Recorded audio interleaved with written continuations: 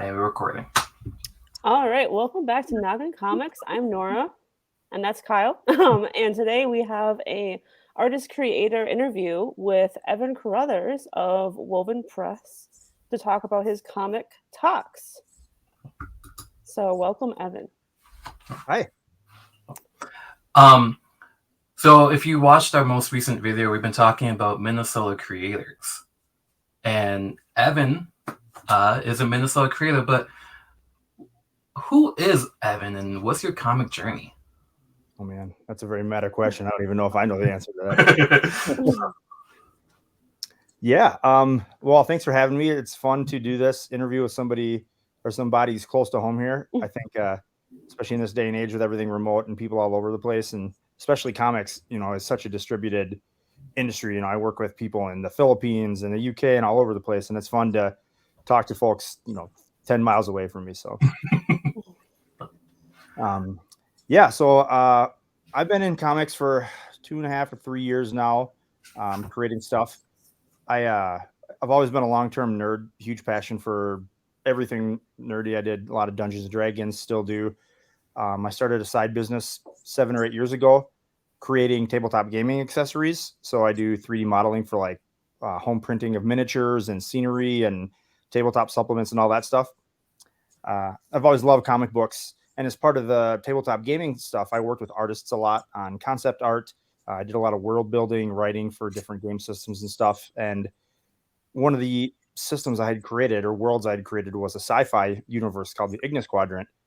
And that was kind of the stepping stone for me into creating comics because I always wanted to. I always thought it'd be interesting. But once I had this whole suite of characters and a story and world in my head, I'm like, God, this is the perfect, idea to take into the medium of comics. And that was a series that I self-published 6 issues of. The most recent Kickstarter collected it into a trade. So that was a great experience, but that just hooked me. I have Toxx, which you talked about briefly, is the first issue or 2 issues are on Kickstarter now, but it's coming out from Blood Moon to the direct market in July. And I have like 7 or 8 other series I'm working on right now. So I'm all in at this point. Wow. Is Blood Moon? Can you get that through Diamond? And they're in Diamond and Lunar. Nice. They're relatively new. I think they've had only like 10 or 11 books out recently, but like Cover the Dead with Lime was their recent kind of big horror hit. Yeah, I know. Like, so Nora and I, we work and partner at Mind's Eye Comics. So when you mentioned Blood Moon, I'm like, I haven't heard of them. Yeah, they're pretty new. Okay. So staying on Blood Moon, when Nora introduced you, she says Woven Press. Is that your own publication? Yeah, that's kind of the name of my imprint, you'd call it, I guess, just the branding I put around my own comic efforts. Because even though I hope to get multiple different books out through different publishers, I'm going to continue to self-publish and do Kickstarters. And, honestly, my dream is one day to get my own books distributed through Lunar and Diamond and even publish other people's work. So trying to build a brand around that while I'm, writing and creating my own stuff in the process. That's awesome. That's the dream. Maybe in a couple of years we'll be having this conversation and that'll be the case. So you probably never sleep then, right? Oh no. I mentioned I was a software engineer before this.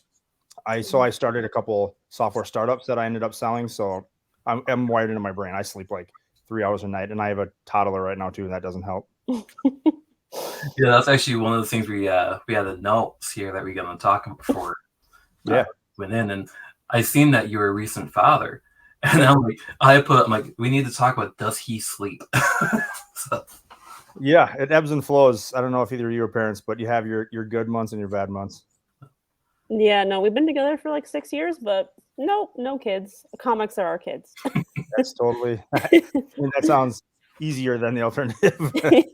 Yes. The cost may be equal out sometimes. Yeah, for sure. Yes. So one thing we're going to talk about too is you mentioned that you have other works outside of Toxx, and you just mentioned what was the title you just not mentioned? The first series that I created is called the Ignis Quadrant. It's a space western. influenced by like Firefly, Star Wars, even like pulp stuff like Indiana Jones. So there's one trade of that I self-published. Then I created another book called Mixology Noir. I was a bartender for a long time, and I love like craft cocktails. You know, I'm drinking a nice margarita at the moment. So I saw that. Yeah, that was a double feature back-to-back printed prestige book with 2 horror stories inspired by craft cocktails. So that was another one I created and self-published.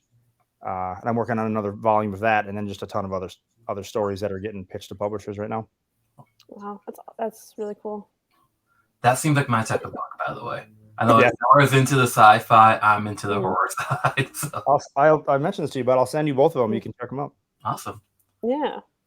So go ahead, Kyle. No, I was gonna say let's go into Toxx now. Yeah. We're going 6 minutes into this. Nora, I'm gonna let you take this over. You always do that. Yeah. So we were lucky enough to both read first 2 issues of Toxx, and I think we both really liked it. I thought it was cool to see that Claire, the main character Claire.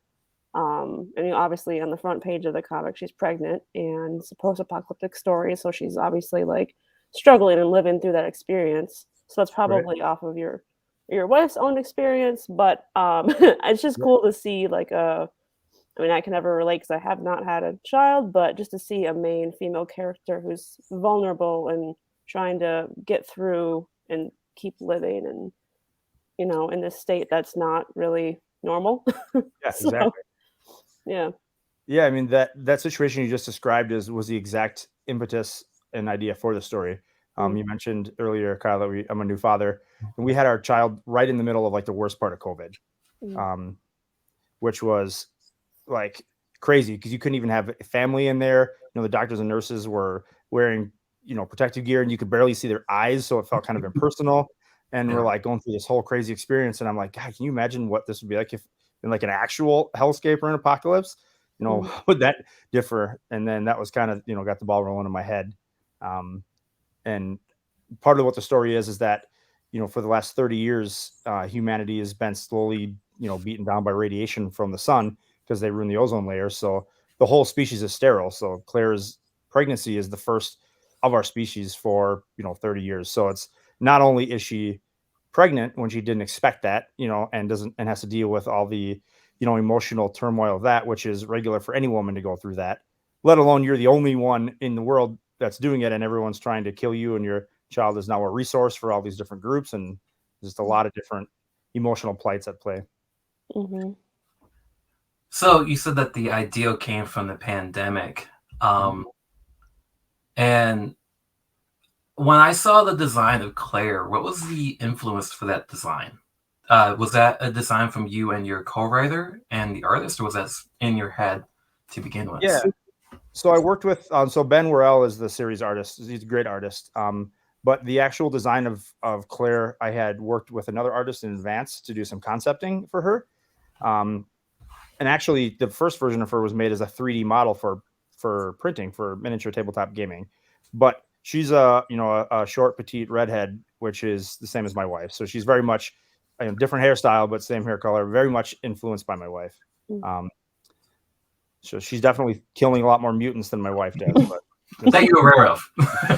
Yeah. I don't know what she does in all her free time. No, like when I saw the design, my first thought went to a playable character in a video game. Like it just instantly came to my mind. And I wanted to share this image because, we were talking about Claire being pregnant, and now knowing that she's based off your wife, the personality of Claire was another thing that caught my attention because, you get introduced to her, and the very first thing that she says is she needs to pee. Yeah. So, I'm like, when I read that, I was at the comic shop, and I looked at Nora, and I'm like, you need to read this because I think this is you. So. Yeah, that's obviously a big part of the pregnancy experience for women too, is just zero bladder control. Whether you're in the wasteland getting chased by a mutant bird that's about to rip your head off, you still, nature calls and you got to deal with it. I just thought that was an awesome way to introduce the character because it established who she was. And I'm like, Nora, You need to do this right now. You know, it's interesting that you mentioned the video game angle because, you know, a lot of comics, especially like the superhero genre and stuff, you know, you don't get very few costume changes. People kind of have, because they're branded, right? Like the characters need to be immediately identifiable. But one of the things I wanted to do in this and most of the comics I create is that I want them, you know, the characters evolve as the story goes, right? Like the characters shouldn't wear the same outfit every, you know, through the whole story, unless it's a wasteland and they don't have any other clothing choices, right? But like even the gear on them and the stuff they have to do, like, hey, you have to deal with eating, you know, stuff that a lot of stories gloss over, and because it's generally not real sexy fodder for storytelling. But I wanted to make sure it was included in this story because it's part of the whole aspect of surviving in the wasteland, and you know they got to carry everything on their back to survive out here in this crazy area. So when I just backed Kickstarter today, and while reading it, I seen that the comparison to the other IPs and films, and you said that it is Last of Us meets Mad Max meets Children of Men. Mm-hmm. And now this is I have to admit, Nora and I only watched the first episode of The Last of Us. So far. Keep going. I'm assuming that this was influenced before the show came out and it was based off the video game. Yep.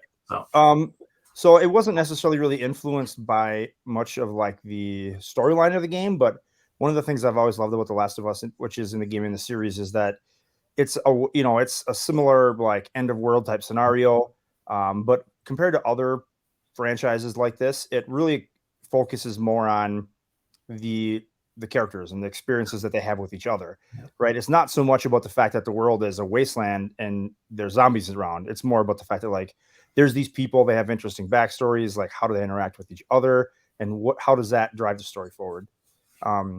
Honestly, my personal favorite IP of all time is Fallout. Like I'm a Fallout junkie. And I wanted to make sure some of the Fallout stuff was kind of in here a little bit, but it was so hard for me to not be like, all right, and now a giant buggy with spikes all over it and a guy in, you know, and huge armor comes in. Nuke Cola. So yeah, they're just drinking Nuke Colas in the buggies. But I held back because I didn't feel like it really fit with the storytelling, but that's certainly another influence. And well, and that was gonna be our next question too, is what is some of your favorite sci-fi and apocalyptic films and stories? Yeah, I'm a huge Star Wars junkie. Always have been. One of my other favorite IPs is James Bond. I'm actually working on another espionage series as well, which I'm pretty excited about. But we can talk about that at a different time. But in comics specifically, I would say one of the first. I kind of came to comics pretty late. I grew up in northern Wisconsin, and I couldn't buy comics anywhere. I'm sorry. Yeah, I mean, it had its pros and cons for sure, but I didn't get into comics until I was in college, just across the river here in River Falls. And I was reading I was really a fantasy junkie, so I was reading like the early D&D comics and stuff. But one of the very first comic books I ever really got into that had like a lot of issues out that had a lot of meat on the bones I could dig into was Fear Agent. Which was originally, I think, Dark Horse, and then it was Image. Rick Remender, right? Yeah. That had a bunch of different awesome artists too. But that like opened my eyes to comics because I was just amazed that, you know, series could go through the evolutions that did, which was very common for most long running series to change artists, change style a little bit, you know, evolve. But it was amazing to me, and to this day I reread Fear Agent every couple of months. I love that series so much. So is Rick Remender, is he like one of your favorite writers now because of that? Yeah, I haven't delved into too much of his other stuff. I'm honestly really, really bad at keeping track of who creates stuff, which is crazy because I'm a creator and I like have detailed notes of artists and people I want to work with and their work. But in terms of from my side as like a comic fan and reader, I just whimsically go wherever stuff gets, you know, is interesting to me. So I don't really follow. There's a few creators that I'm really into, like Mark Miller is one whose stuff I just have always followed and loved. But I'm not super like glued to following creators, and I should probably do more of that and go follow up on stuff. You are talking to a Rick Remender fan and Nora. So do you have any recommendations for Evan? I'm trying to think of what else I've read from him. Because what popped in my head that was not Rick Remender is East of West. That's John Oh, I Hickman. love that. That's another. I love that series. Yep. Yeah, so that's kind of reminiscent of, I think, popped in my head when I was reading it. More sci-fi with guns. Yep. Yeah, sci-fi Western stuff. Yeah. Yep. Rick Remender. Why am I'm totally blanking? I haven't read his Black Science. I heard that's really good. More sci-fi like. I bought that one and haven't read it yet, actually. Yeah. Deadly Class. Oh, obviously, yeah. I love Deadly Class. That's so good. Rick Remender and why can't I think of the artist who's on the wall behind me's name? Oh my god. Oh, Wes Craig. Yeah. So that's awesome. You know what's interesting about comics that is funny to me? Like, you know how some people can just remember birthdays, remember names. Like, I'm one of those comic fans that wants to remember people's stuff, but unless I read it down, I can't remember. I just don't remember names. So people are always asking me about, oh, did you read this? And I'm like, I don't know who this author is. And then I look back and I'm like, oh shit, I read like half the catalog. I don't remember names. Yeah. I'll tell you this, a YouTube channel helps out a lot with that. Yeah. You have to like write it down all the time and you're saying it out loud. So about films now, apocalyptic films and TV shows. You mentioned you got them reading Fear Agent. Any sci-fi besides Star Wars, like any apocalyptic films that inspired this? Children of Men was definitely one of the influences for this. Just the idea, you know, the Clive Owen story about similar where humanity was kind of a post-apocalyptic. It was a little more near future, but you know, people couldn't have children anymore, and then a woman was pregnant, and it was the whole idea of like the struggle of trying to determine, you know, the government wants her, other people want her, he wants her to get out just so she can experience it. So that was a huge influence for this story as well. That's right. That's one of the best sci-fi films I've ever watched too. I've been trying to get Nora to watch it since we've been together, and I'm like, if you want to watch a movie, it's gonna make you feel really bad about yourself. So yeah, and I'll watch anything with Clive Owen in it too. Yep. I just like that guy. Oh, Michael Caine as well. So. You wanna? Oh no, I was going to say Mad Max too. Like, I love Mad Max. Fury Road. Yeah, that movie's so Fury good. Road is so good. Yeah, that was another one that did a good job of, even though like it's about the insane cinematography and the fighting and everything, it really did a good job of like humanizing the characters and focusing on the story too. I like that a lot. Yeah, and the whole like spinoff of Furiosa with Anya Taylor-Joy, I'm excited to see that, like her origin. Yeah, she's amazing. I love that actor. So, but yeah, I mean, we could probably talk about anything there, really. Yeah. So. Oh, that's basically what, you know, this is all about, is like we could probably spend 2-3 hours talking about random shit right now. Yeah, Kyle was really the one that got me into comics like 7 years ago. I never really read them before him, and now obviously I read a lot of comics. So, but I love Star Wars so much too. Like, I grew up watching the original trilogy, my brother. So, so good. Well, then I guess we could just, you know, pivot here. Evan, what's your favorite Star Wars film or TV show, comic? Book. That's a very difficult question. Yeah. Or like maybe, you know, rank, you know, don't just do favorite. That's hard. Yeah. I mean, The Mandalorian, especially the first season of The Mandalorian, was amazing. Came out right when I was starting to first write the Ignis Quadrant, and it did such a good job of taking what was in my own mind about how I wanted to do a storytelling about a space western with the western aspects, but also like the gunslinging and then the bigger sci-fi universe. So I'll always love. I haven't seen the season finale last night, so don't spoil anything for me. I'm watching that after this interview, but yeah, that is amazing. I like The Last Jedi. Honestly, like, a lot of people hate on the new movies, but I really like them a lot. I love the whole dynamic with Kylo and Rey a lot. I just the other day rewatched that just to watch that lightsaber fight with the what the hell are they called? The Red Guards. The Red Guards, yeah. Yes. The Pelorian or something with a P. I don't want to say. Oh, this is gonna bother me. Yeah. I know this shit. But just to revisit it and see that, yeah. And the original trilogy, I mean, I loved that when I was young, but then when the next ones came out with Jar Jar Binks and everybody, I was one of those. I think I was 14 or 15 at the time. I was in line dressed as a Jedi with a lightsaber I had built at home with pieces I cobbled together for my dad's workshop. So those always hold a dear part in my heart as well. You know, it's funny because I think Revenge of the Sith is like my awakening of being a geek. because I remember seeing that with my dad. Well, that was 2005, right? Around then. Rise of the Sith. I think it must be right. Because so. I remember my dad's like, "Hey, Kyle, you're gonna love this," but when they were on Mustafar, I just kind of lost it. I'm like, "This is why I love Star Wars." So yeah, 2005. Harkening back to the video game references too, I spent, I don't know, like 700-800 hours playing the Pod Racer game on N64. Yeah, I love to rewatch that movie because it just makes me remember being a young kid playing Pod Racer. Young Annie. So, yeah. And the Clone Wars movie, or the show, is so good. I love that show, and Rebels, and so good. Yeah, I'm excited for the new Ahsoka. Well, there's so many freaking spin-offs coming out now. But. Yeah, Thrawn is coming. I'm getting a little sick of people online bitching about like how Star Wars sucks now. I'm like, you're getting so much Star Wars content. Like, how can you be mad? Don't watch it if you hate it. But I'm just happy, like, fire hose me with Star Wars content. And on the other spectrum, I'm not a Star Trek person, but there's so much more Star Trek, I feel. So, like, this is not as bad. Not as bad, but trust me, once you get into Star Trek, there's no getting out, though. Yeah. So, she's never watched anything from Star Trek, so I'm like, well, here's where you start. So. Star Trek's one of those series where I'm into like the newer stuff, and I watched like, way back in the day, Deep Space Nine and stuff when I was younger. But it's really hard to get into now because a lot of the imagery and the movie magic and stuff doesn't hold up as good as Star Wars does.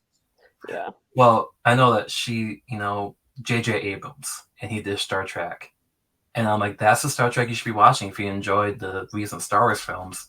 And then I was gonna ask a question. Wow, and I'm trying to blank on that. About Star Wars? Yeah.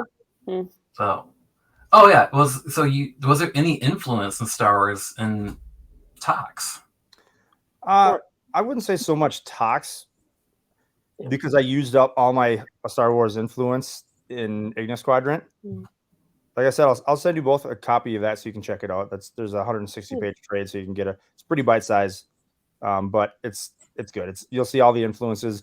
Firefly is one of my favorite series that's ever existed too. So there's a whole lot of Firefly influence there as well, and Cowboy Bebop as well, which is not only my favorite anime but also one of my favorite general IPs that's ever existed. Well, I guess now we have to ask a question. How'd you feel about the TV show? I only made it about 4 episodes in, and then I just stopped watching it because there's a bunch of stuff going on. I wasn't in love with it. But about 2 weeks ago, I sat down and started again, and I binged the rest of it. And I'm kind of sad it's canceled now. That's kind of like, you can't even compare it to the anime, I don't think. But it stood on its own. Yeah, that's how we kind of felt too, because we only watched a little bit of the anime, only watched a couple episodes of Cowboy Bebop, and I'm like, when we have the time, let's sit down and watch both of these. Oh, so it deserves an end-to-end watch. Yeah, I watched the whole anime probably every year or so. I'd say since this came out, I've watched it like yearly, and it gets better. It only gets better. It ages perfectly, and the quality of like the animation in there and the storytelling and the way they influence or they like weave in the jazz and stuff. It's so good. Oh, the intro, just the intro alone, the opening theme. So before we go forward, Nora, do you have any questions you want to add? I don't know. Did we ever go through like how long you've been writing? Like, because you also did the lettering in Toxx. So how long have you been lettering, or did you just kind of do both, or have you? I guess I'm sorry. I just keep elaborating. So that's an interesting question. I love all the aspects of making comics. I can't draw to save my life, so obviously I work with talented artists for that. Yeah. But so the first series I did, Ignis Quadrant, I didn't letter that, but I did the design of that, meaning I like designed the logo, put together a lot of the imagery for like the trade dress, the pages of for the credits, all the imagery for like the advertising and stuff. And then for all the rest of the series that I've created, I've lettered them, which I taught myself how to do that because I have a very weird background. It's mostly software engineering, but I did a lot of graphic design. So picking up lettering was a pretty easy next step for me. And as a writer too, like there's so much back and forth that happens through the process of creation. You have your script, and then you'd think the script was like what ends up on the page, but then when the art is done, the script is tweaked a lot to fit changes as needed. And then when the pen hits the paper and you're lettering it, like I make so many changes in the lettering stage from the script that if I was sending it to a letterer just to copy my script, like none of that stuff would happen. And I'd have to do all this back and forth. So I treat lettering as like the second stage of writing. So I would never not letter my own books at this point because it's such a core part of the creative process. And I sometimes change stuff like 7-8 times once it's on the page. I'll finish it, quote unquote, and then I'll read the book end to end myself and then change like 20 different things in there. And then I'll do it again. And then maybe I'll only change 15 things the next time. So I think the reason I like making comics is that because I like to create the stuff and read it myself. I'd be happy if honestly nobody other than me ever read my comics, which is obviously never the intent, but that's what I'm really doing it for in my core is a creative outlet. And I want it to be perfect for myself. So that's kind of how the lettering thing happened. And then one of my favorite exercises to do in general is branding. So when I think of a new series idea, like a lot of people will, start writing scripts or pitch ideas and different things first. But the first thing I ever do, whether this is a software company I'm creating or a comic idea or anything, is like I make a logo.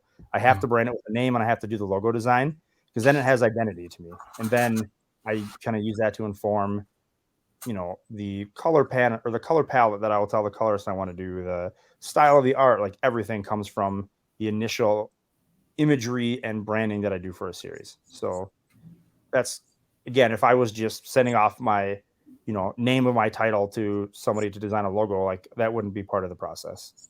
Hey, branding's important because if you right now you can see we have our brand up in the corner. So it's like you have that logo, you have it. And that was a question that we don't have here, but it came to mind now reading Toxx earlier. Was that always the name of the book? Oh yeah. I came up with the name very, very early on when I was just ideating interesting things of the world.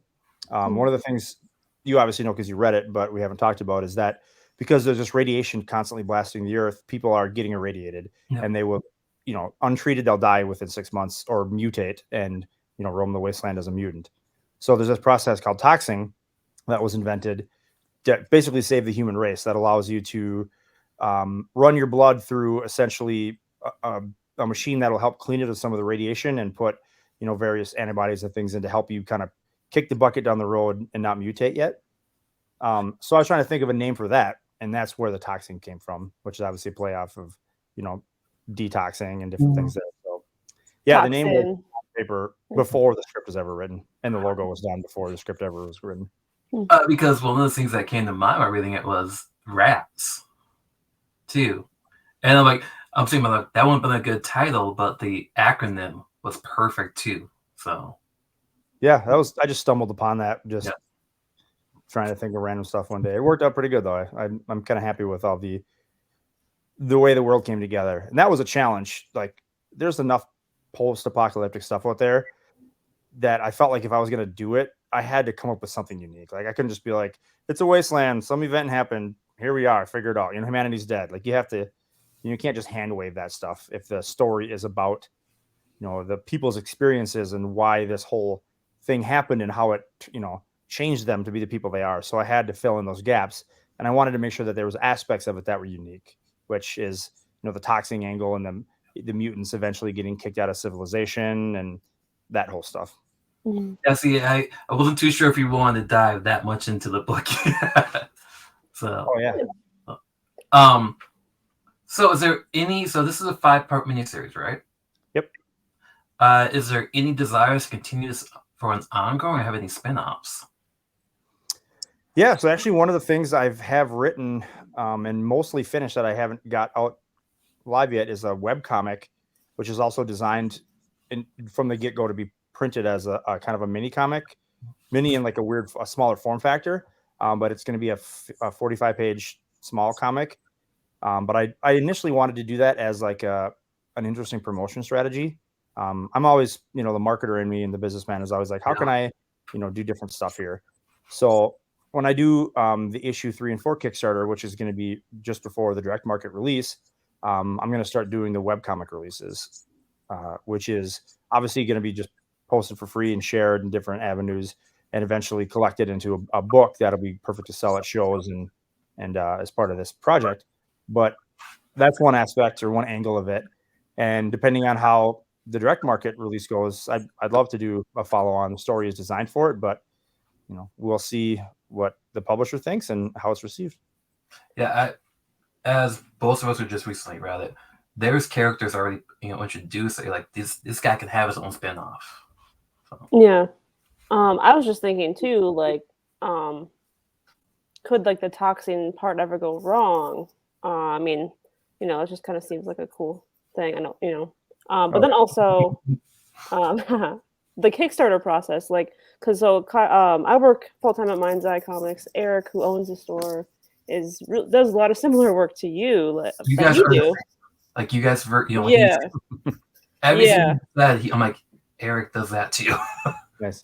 Similar, yeah. So and then the other manager who works full time as well, he's working on his own comic and hasn't done Kickstarter before. So I was gonna ask, like, you have Kickstarter background, how long of a process is the whole Kickstarter, like rolling it out, setting it all up, getting it all funded, because I feel like that could be a long process.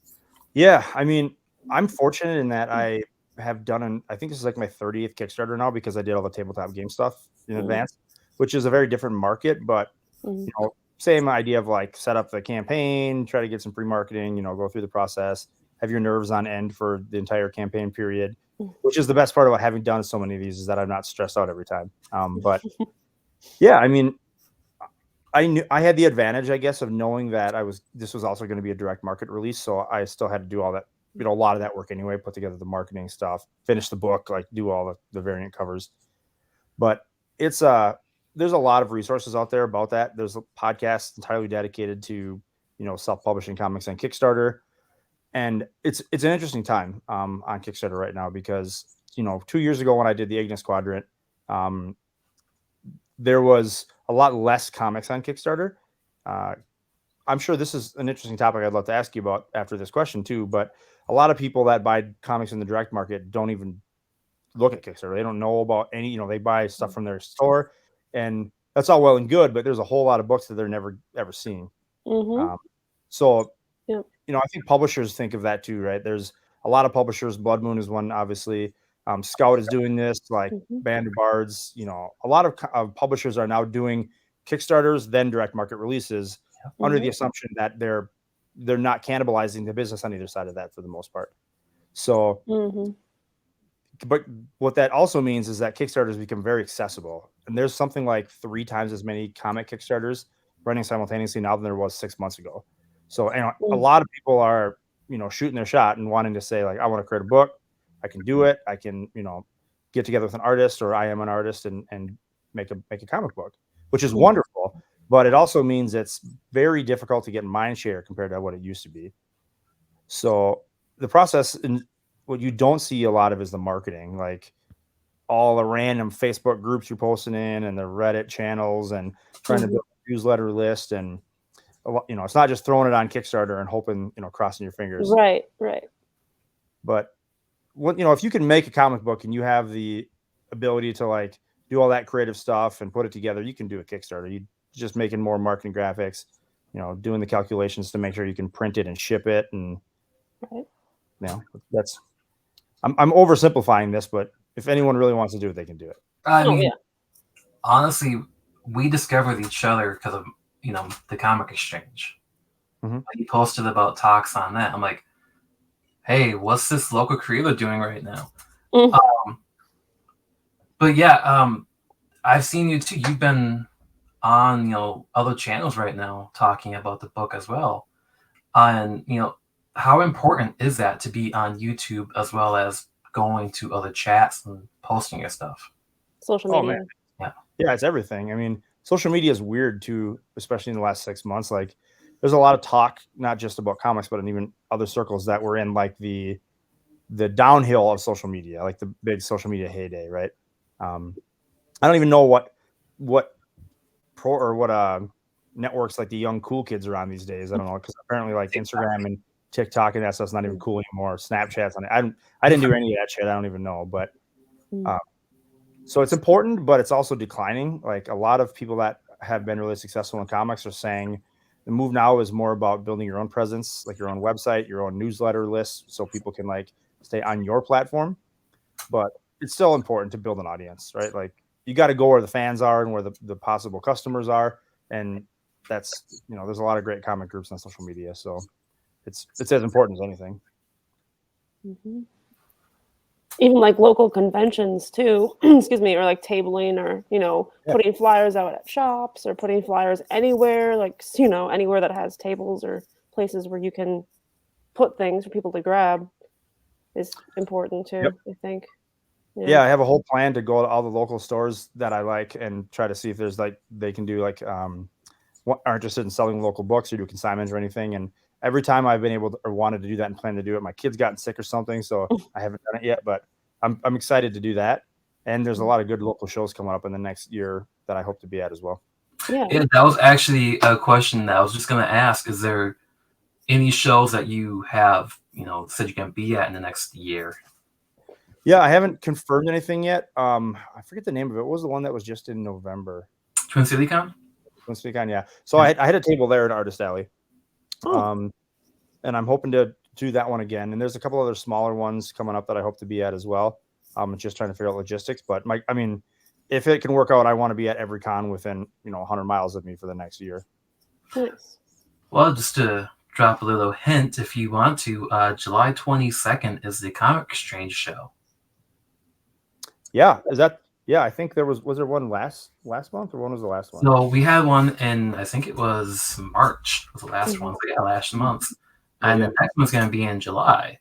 And they're accepting applications right now. So. Yeah. Is that at the same place? That was in Woodbury, right? Yep, same place. Yeah, I missed the cutoff of that like by 2 days last time, and it was already full, but I hope to be at the next one for sure. Yeah. We've had a few artists there, and they have done extremely well because you kind of stick out because you're around a lot of short boxes, a lot of back issues. Right. And then there's this local creator talking about their book. And have you ever done a show before? Not that one. I just did the one, the Twin Cities Con last year. Right. And how was that for you? Did you? Because I know that when we did our first show, it was a little, sweaty. Well, I've done a lot of cons before for tabletop gaming stuff, so I'm familiar with like the whole con scene. They're not exactly the same, but it was interesting. I think my main goal of that show, I had just finished the Ignis Quadrant trade, so I had the one trade to sell.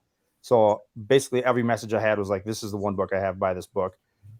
So I think the next show I do, I'll have a couple different genres represented, which will help too.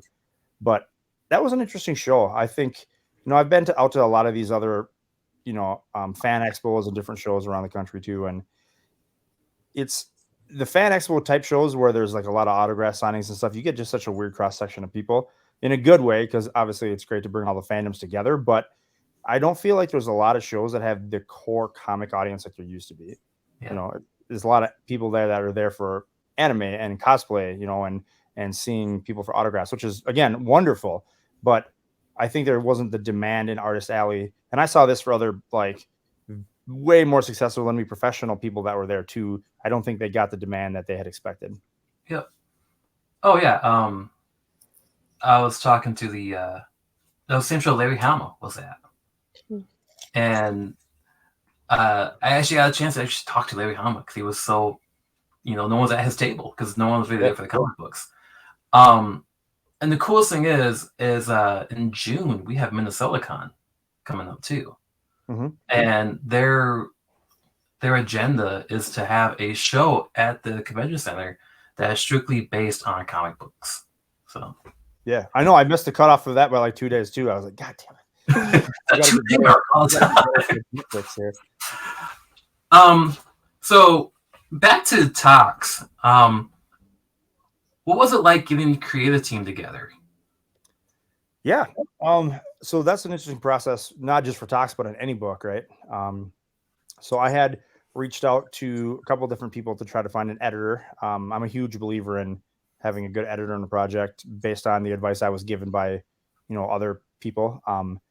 The editor I had for the Ignis Quadrant was Bob Sally, if you're familiar with him. He wrote quite a few books, published. His most recent was Broken Gargoyles, which I think was that a Scout book or a Source Point book? But he basically told me, like, he kind of became a mentor for me, and he was like, look, editors are like the most important people in comics. Like, if you just create your book without guidance in a bubble, obviously you are going to miss, a lot of things in terms of understanding the audience, understanding, getting other perspective, but also writing for comics, whether, no matter how much you've written before, comics is hard because the cadence of storytelling is really important. Like, pacing in comics is so important in a way that you don't realize, so you try to write for it, right? If you have a rush pacing and a bunch of fight scenes and no changing of scenes and stuff, you can blast through a floppy in like 3 minutes, and you're like, what the hell? I just paid $5 for this, and the story's over. So back to your question, like, I knew I had to get a good editor, so I reached out to a few people whose work I respected, and James Emmett was the one I decided to go with, who's now an editor at Mad Cave, but at the time he was just doing freelance stuff. And he connected me with Eric Palicki, who is obviously another pretty prolific guy. He's got a bunch of great books out there. I'll throw my pitch out there. If you haven't read his Black Smith series from Ahoy, they're coming out for volume 2, and that's such a good story. You should read it. I got to write these down. Yes, I know the story. I've seen it in the shop. Yeah, it's super good. Yeah, and Ahoy is obviously known for their humor, but it's not really it's not a comedy story. It's an action, supernatural fantasy story with comedic elements, but it hits all the right notes. Yeah, no, I just pick up Ahoy's The Gimmick. I'm a huge wrestling fan. Yeah. So like when I seen that come out, and that's why I'm loving how these independent publishers are releasing a lot of these books that are like hitting awesome people like right now too. Oh yeah. If you're a wrestling fan in comics, and it's a great time. What was it? Just Do a Powerbomb was another really big one that was popular. Yeah. Do a Powerbomb. You had Crimson Cage from AWA. They're releasing so many books lately, aren't they? AWA. Yeah. I got so much stuff from them I got to get on reading. And they're I mean, Mike Diodalo does a lot of the work for them, but it's funny because he's capturing the face of all these famous people and putting them on characters in these issues. But the writing is really good for AWA right now. And then how'd you come across the artist for Toxx? Yeah. So honestly, like, finding cool artists is one of my favorite things in the world. I'll just pour myself a whiskey and I'll sit at my computer and pour over DeviantArt and ArtStation and different forum groups and stuff to just find art. And I found Ben's work because he had done some indie books. And I just reached out to him, and I reached out to a couple different artists. And this is something I do on almost all my series, unless I have like a really awesome artist already attached, is just, take a risk and pay them to do a couple sample pages to see if it fits the vibe, what the working relationship is like. And Ben just nailed it. I mean, he's so professional and so good at keeping timelines and everything. And I just knew it would be a good fit. So I think I just found his website via some Instagram post or something and reached out to him, and he was open and available. Nice. That was after I got done reading the first issue. Actually, I wrote down the art and dialogue work perfectly because Ben's art just blends perfectly with what Toxx is supposed to be like right now. That's actually a great tie back to our previous conversation about lettering. Like a lot of books, like a Marvel book, for example, right? They have such tight timelines there where it's getting scripted, art's being done, and the letter is throwing the letters on so rapidly for production that they don't have that moment where the author can go back and change the dialogue often. And that's part of the reason I love lettering my own books, is that depending on what Ben does for art, I can change things, change the flow, even if move an entire piece of dialogue to a different panel. So I love doing that. Yeah, there was a recent Marvel book, maybe not so recent, maybe last year, where I think it was the Eternals comic. I was reading it, and like it was this like blue, in a black bubble. It was this dark blue in a black bubble, and I'm like, I can barely read that. It just takes me out of the story. I'm like, I can't read this. I mean, that's bad lettering. Any good letterer should know that. Not only is that a bad color contrast, but dark purple next to black is bad for offset printing because purple always ends up really dark. Right. And this is another thing. Obviously, I talked about Eric before. He works in printing, or he has printing background. So I'm like we're both slowly learning all of this whole process, and it's just so cool to learn. Everything you've been talking about, Nora and I are getting a crash course in right now. Yeah, I've had to do. I have a couple different printers I've used domestically, but I've been looking for a local printer to print my books, and I haven't found a good one yet that was at least price competitive. So yeah, after this interview, I can send you Eric's information. Yeah. For sure. Sorry if this is like boring a lot of people, but I think it's interesting. I think comic fans are interested in how the sausage is made, right? Right. Yeah. I mean, that's why we're all here right now. It's not just that magical. So keeping on the artist, the $1 million question: if you could work with an artist, what artist would you want to work with? Any artist? Any art. Let's just say one artist. Okay. Kenneth Rockefort. Ooh. You're gonna have to. You don't know Kenneth Rockefort? I feel like we're like, wait, who? Okay. Just Google him. His last couple books he's done, he's self-published. Grokken is the name of the series. All right. Grokken is the name of the series. Let me find a link. I'll post it. Sounds familiar. Wait, did I spell that right? Maybe only 1K.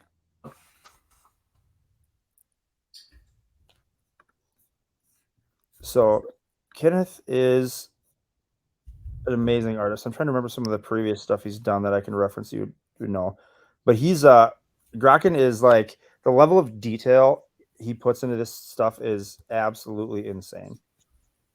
Can I share a link on here's just put it in the private chat. Here's the Indiegogo of the first Grokken that he did. But I've never held a comic in my hands that was more beautiful than this comic. Both Kyle, share it. The intricate details he did on every piece of this. Reference right here. Yeah, I think if I remember, he had a run on Superman. I think he had. Now that I see the name actually spelled out, I know who you're talking about now. Yeah, he did Hunter Killer. He was on Superman. He did some G.I. Joe. Oh yeah, his detail is amazing. Yeah. I'm not like a diehard fan of his previous stuff, but just seeing like these, he did Grokken and Grokken 2, and like I said, he didn't even do digital versions of these. It was you bought it physically or you didn't get it, and the quality of these books and the detail in them is, I've never seen a piece of art in my life, comic or otherwise, that was just end to end so well thought out and perfect. I'm gonna share this real quick for the people who are watching can see it too.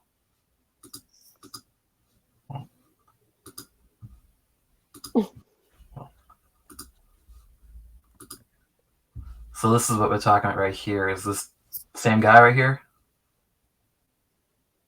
Yes. Yep. Yeah, that level of detail, especially in. I'm just picturing it like a book like Toxx. That could be insane too. And he's writing, coloring, lettering, drawing, doing all this stuff himself too. Wow, that's so cool. It's not often when we have someone on and they throw artists at us. We're like, wait, who? Well, I think that comes from my background of one, not remembering names well too, and also not reading. I'm not a huge fan of the superhero genre in terms of, at least in comics. So I think I end up seeing a lot of artists that do a lot of different stuff outside of that. Yep. Indie comics are important and people need to read more of them. So going to the Kickstarter, when this comes out, this is going to come out on April 22nd, this interview. How many days are left on the Kickstarter then? I think there's just over a week, like 10 or 11 days. So the nice thing about Kickstarter, this is obviously issue 1 and 2. So when I get this printed for the self-published version of this, I'll have back issues, which is always fun, right? When you have a direct market release and you get into it in the 3rd issue and you can't find issue 1 and 2. Yeah. But the nice thing is that these ongoing Kickstarters will always have the back issues available physically and digitally as well. So as much as I obviously want people to check out the Kickstarter right now, if they don't make it in time or can't for whatever reason, you'll be able to get these books later as well. Yeah. And what are the tiers like on Kickstarter right now? Yeah. So I have some different variant covers. I think if I recall, there's 4 of them you can get through the Kickstarter for issue 1 and issue 2, and there's going to be one cover for each issue 1 and 2 that is direct market exclusive, and there's one cover that's Kickstarter exclusive for issue 1 and 2. So for the tiers, you can get there's digital options for one or all of the covers, and then digital options that include my back catalog as well, which is that Ignis Quadrant trade I mentioned, which is 160 pages, and then Mixology Noir, which is 2 31-page horror stories.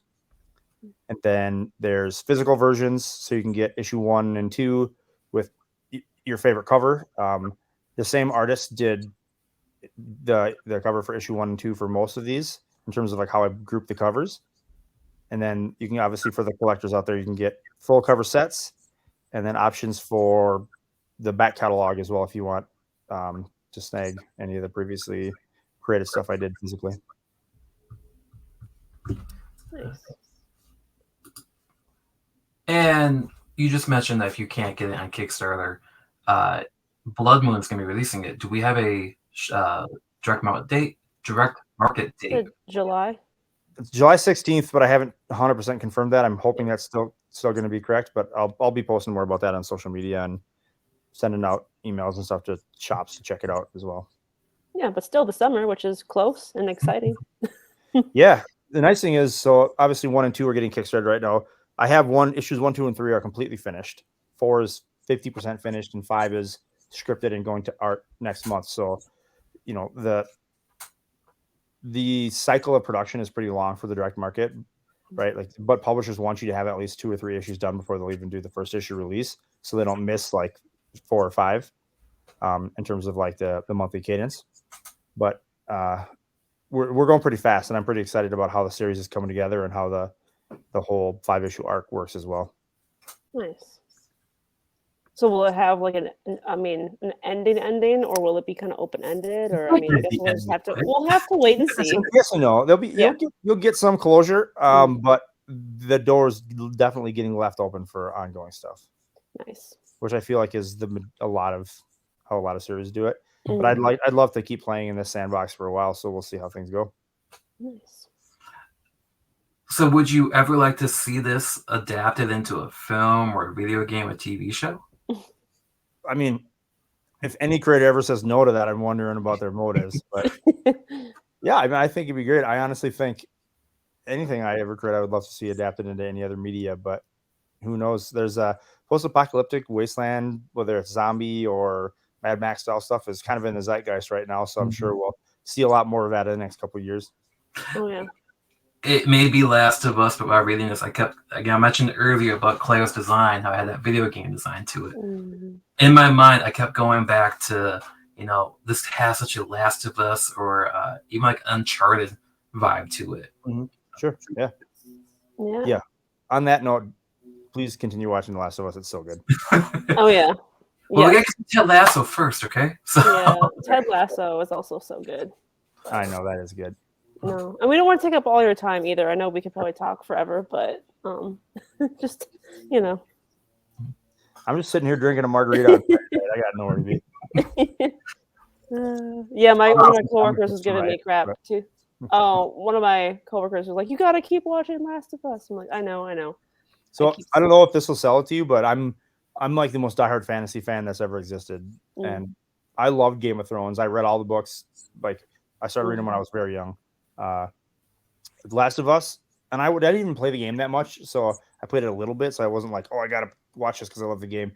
I think The Last of Us is better than Game of Thrones after watching the first season. It's probably the best TV show I've ever seen in my life. Wow. Well, and the same people that did Chernobyl as well, that series, which I gotta watch. I heard that's really good too. But no, we watched Game of Thrones. I have not read the books. I also love a lot of fantasy stuff, books and stuff. Kyle doesn't, but the House of the Dragon we thought was pretty good. That first season. That was good, yeah. It wasn't as good as the original in my opinion, but it was still very good. Yeah. That was the little boy in me, like when that was airing, and then the new Lord of the Rings, Fellowship of the Ring, or what do they call it? Rings of Power. Yeah, Rings of Power. Those were airing at the same time. I was like, holy shit! Every week I get to watch 2 hours of television that is like brand new, high budget, amazing fantasy stuff. Like, when I started getting into this stuff when I was young, this world never existed, right? Like, this is the most amazing time to be a nerd. Well, yeah, now it's almost more like mainstream and more cool, like more accepted versus, That's because they realize all of us have jobs and we will pay to watch this stuff. Right. Well, like what you mentioned earlier, people were bitching that Star Wars is getting, they were not liking Star Wars.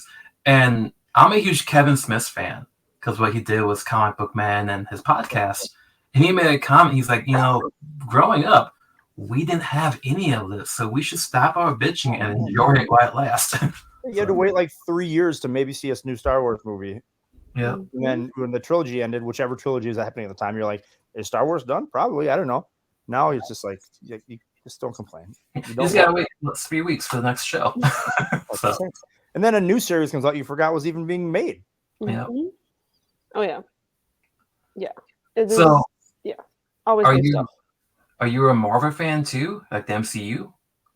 So I mentioned I don't read any superhero genre comics just because I feel like I just don't have bandwidth, and I never got into it early. But yeah, I watch all the movies. I enjoy it for the most part. I've seen probably, I don't know, not all, maybe 80% of the movies. Mm. But so yeah.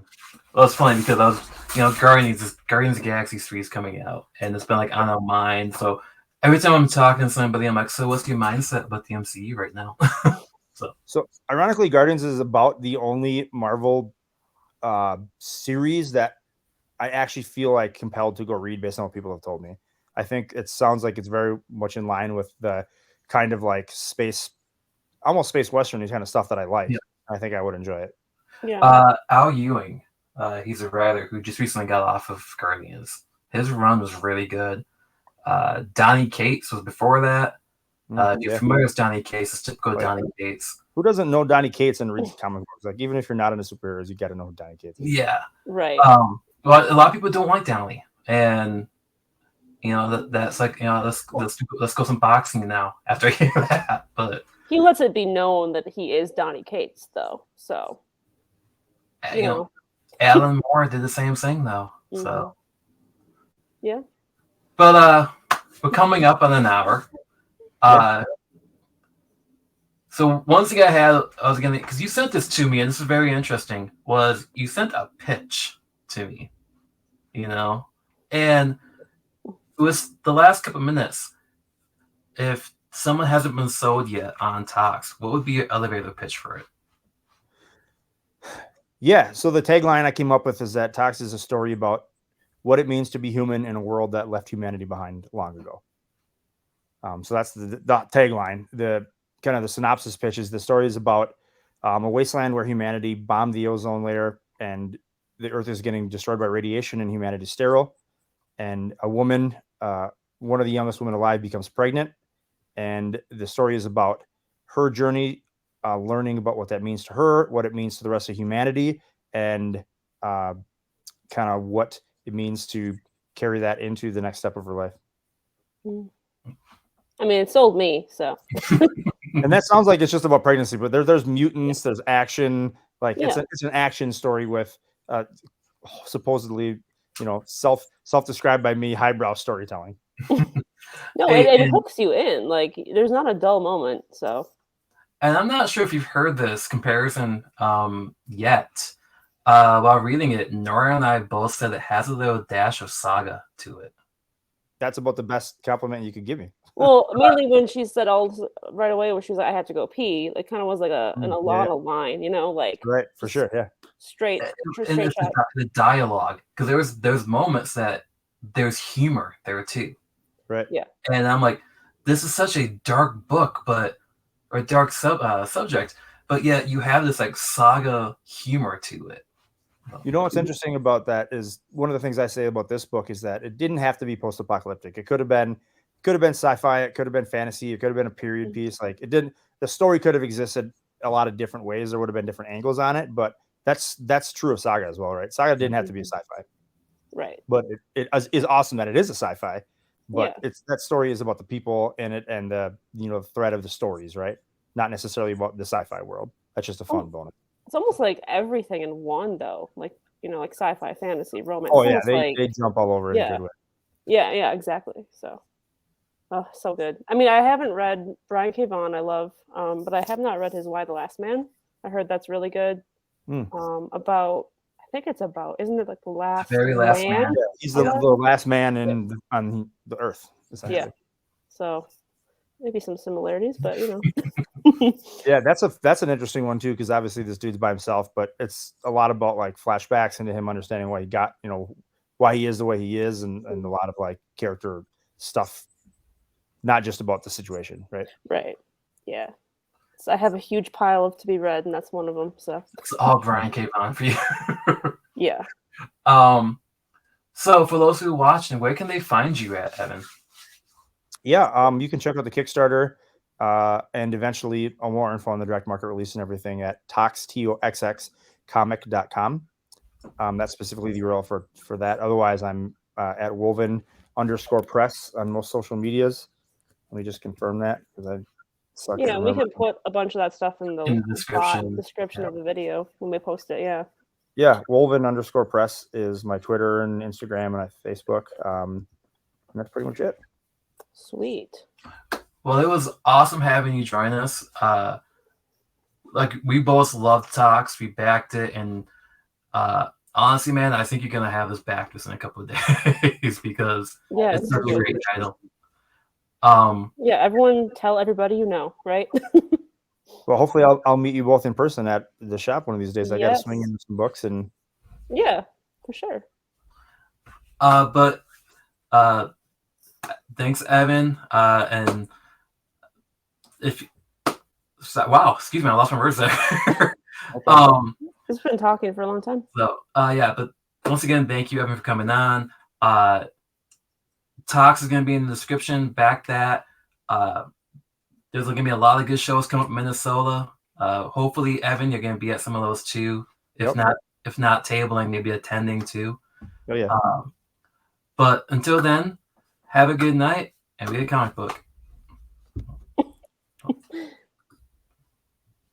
Oops. Did you?